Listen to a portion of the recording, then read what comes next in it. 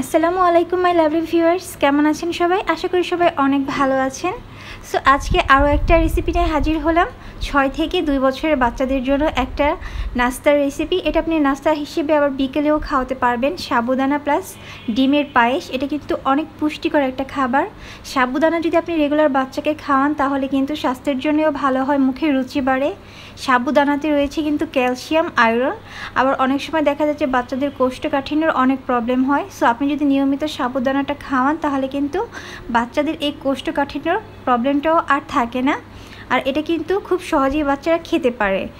আর শুরুতেই সবাইকে একটা রিকোয়েস্ট করে নিচ্ছি, যারা আমার চ্যানেলে নতুন তারা প্লিজ আমার চ্যানেলটা সাবস্ক্রাইব করে আমার বন্ধু হয়ে পাশে থাকবেন আরও অনেক সুন্দর সুন্দর রেসিপি পেতে। সো চলেন শুরু করা যাক। আমাদের এই ডিম সাবুদানার পায়েসটা বানাতে যেটা লাগবে, সাবুদানা। এইখানে আমি 3 টেবিল চামচের মতো সাবুদানা নিয়েছি। এটাকে আধা ঘন্টার মতো ভিজিয়ে রেখেছিলাম। অবশ্যই আধা ঘন্টা ভিজিয়ে রাখতে হবে, তা না হয় কিন্তু এটা রান্না করতে অনেক টাইম লাগবে। আর এখানে আমি একটা ডিম নিয়েছি। আর ডিমটা কিন্তু যদি আপনার বেবির বয়স 6 মাস হয় তাহলে কিন্তু শুধু ডিমের কুসুমটা দিবেন। আর 7 থেকে 8 মাস বয়সে কিন্তু ডিমের পুরোটা ডিম খেতে পারে বেবি, বাট 6 মাস বয়সে কিন্তু শুধু ডিমের কুসুমটাই ইউজ করা লাগে। আর এইখানে আমি 1 চামচ পরিমাণ চিনি নিয়েছি। যাদের বেবির বয়স কিন্তু 1 বছরের নিচে আছে তারা কিন্তু চিনি ইউজ করবেন না। আমার বেবির বয়স যেহেতু 2 বছর হয়ে গিয়েছে তাই আমি এখানে 1 চামচ চিনি নিয়েছি। আর 1 কাপ নিয়েছি আমি গরুর দুধ। গরুর দুধটা কিন্তু 2 বছরের বাচ্চা যারা আছে তারা খেতে পারবে, 2 বছরের কম বাচ্চারা কিন্তু গরুর দুধটা খেতে পারবে না। সো এই ক্ষেত্রে আপনারা এখানে 1 কাপ পানি দিয়ে এটা রান্না করতে হবে। আর ওই যে বললাম, চিনি আর লবণ কিন্তু একদমই দেওয়া যাবে না 1 বছরের আগে। আর এই ডিম সাবুদানার পায়েসটা বানাতে কিন্তু বেশি টাইম লাগে না, 10 মিনিটের মধ্যেই কিন্তু এটা আপনি বানিয়ে নিতে পারবেন। এখন আমরা ডিমটাকে ফেটিয়ে নেব। ডিমটাকে যদি আপনি ফেটিয়ে নেন তাহলে কিন্তু এটা যখন আমরা রান্না করব তখন একবারে দিলে জমাটটা বেঁধে যাবে না। সো ডিমটাকে অবশ্যই ফার্স্টে ফেটে নিতে হবে। আর যাদের বেবিদের বয়স কিন্তু 6 মাস তারা কিন্তু এই শুধু কুসুমটা ইউজ করবেন, পুরো ডিমটা কিন্তু দিবেন না। আর যাদের বেবির বয়স 7 থেকে 8 মাস তারা পুরো ডিমটা ইউজ করতে পারেন। সো ডিমটা আমি এখন ফেটে নেব। আর যে কোনো খাবার বেবিকে 2-3 দিন খাওয়িয়ে দেখবেন যে বেবির কি সেটা হজম হয় কিনা বা কোনো প্রবলেম হয় কিনা। ডিমটা খাওয়ানোর পর যদি দেখেন বেবির অ্যালার্জি উঠে বা বেবির বমি হয় তাহলে কিন্তু এটা কিছুদিন বাদ দিবেন, কিছুদিন পর থেকে আবার শুরু করবেন খাওয়ানো। আমি এইখানে সাবুদানাটা নিয়ে নিলাম। চুলাটা কিন্তু এখনও বন্ধ আছে। আর এইখানে আমি এখন দিয়ে দিলাম 1 কাপ পরিমাণ দুধ।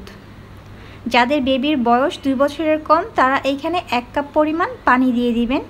ফর্মুলা মিল্ক কিন্তু আবার কখনো জাল দেওয়া যায় না, সেটা কিন্তু পরে মিক্স করতে হয় রান্নার শেষে। সো এখন এটাকে আমরা ভালো মতো নেড়ে চেড়ে নেব। চিনিটা আমরা এখানে পরে অ্যাড করব।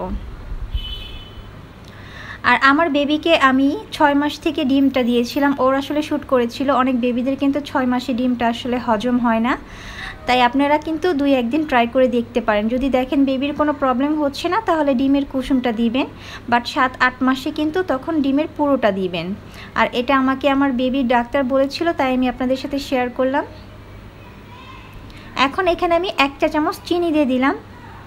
আমার বেবির বয়স যেহেতু 2 বছর হয়ে গিয়েছে তাই আমি এখানে চিনি আর লবণটা একটু অ্যাড করেছি। আপনাদের বেবির বয়স যদি 1 বছর হয়ে যায় তাহলে কিন্তু আপনারা এটা ইউজ করতে পারেন, বাট 1 বছরের কম হলে কিন্তু লবণ আর চিনি ইউজ করবেন না, এটা কিন্তু বেবিদের স্বাস্থ্যের জন্য আসলে ভালো না। এখন আমি এইখানে দিয়ে দিব ডিমটা, একটু একটু করে ডিমটা দিব।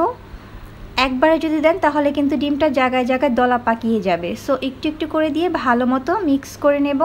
ডিমটা যতক্ষণ পর্যন্ত ভালো মতো সিদ্ধ না হয়ে যায় আমরা এটাকে নেড়ে চেড়ে নেব।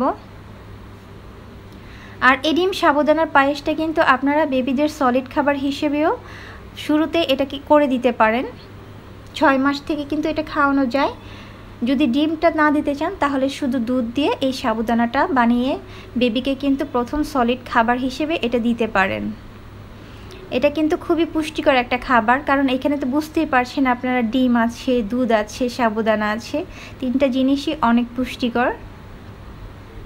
আর এটা কিন্তু বাচ্চারা খুব সহজেই খেয়ে ফেলতে পারে, কোনো প্রবলেম হয় না খেতে, যেহেতু এই সাবুদানাটা অনেক নরম হয়, গিলতে প্রবলেম হয় না। সো এটা কিন্তু দেখতে পাচ্ছেন অনেকটা ঘন হয়ে আসছে। আমি একটু ঘন করেই নিয়েছি। যাদের বেবি ছোট 6 মাস এরকম বয়স তারা চাইলে আর একটু পাতলা করে নিতে পারেন, যেহেতু ছোট বেবি প্রথম খাবে, সো একটু পাতলা করে নিলেই ভালো হবে। আমার এটা বানানো শেষ হয়ে গিয়েছে। এটা দেখতেই পাচ্ছেন এটার ঘনত্বটা, যেহেতু আমার বেবির 2 বছর হয়ে গেছে তাই একটু ঘন করেছি আমি। আপনাদের বেবির চাইলে আর একটু পাতলা করে নিতে পারেন। সো এই ছিল আমার আজকে ডিম সাবুদানার পায়েসের রেসিপি। এটা কিন্তু আপনারা আপনাদের বেবিকে সকালে কিংবা বিকালে নাস্তায় অনায়াসে দিতে পারেন। আসলে যারা আমরা নতুন মায়েরা আছি, নতুন মায়েদের কিন্তু বাচ্চাদের খাবার নিয়ে টেনশনের আসলে কি বলবো শেষ থাকে না, যে বাচ্চাকে কি খাওয়াবে না, অনেক ধরনের চিন্তা কাজ করে। আর আমার যেহেতু আলহামদুলিল্লাহ 2টা বেবি আছে, কিছুটা হলেও কিন্তু আমার এক্সপিরিয়েন্স আছে আসলে কি খাওয়ানো যায় না যায়। আর আমি কিন্তু ডাক্তারের পরামর্শ নিয়েই আমার বেবিকে আমি সবসময় খাওয়িয়েছি। সো আপনারা নিশ্চিন্তে এটা খাওয়াতে পারেন।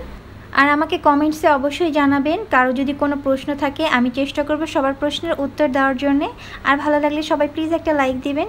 সো আজকে এ পর্যন্তই, দেখা হবে আবার অন্য কোনো নতুন কোনো রেসিপি নিয়ে। আর আপনাদের যদি কোনো রেসিপি জানার ইচ্ছে থাকে আমার কাছে তাহলে কিন্তু কমেন্টসে বলতে পারেন।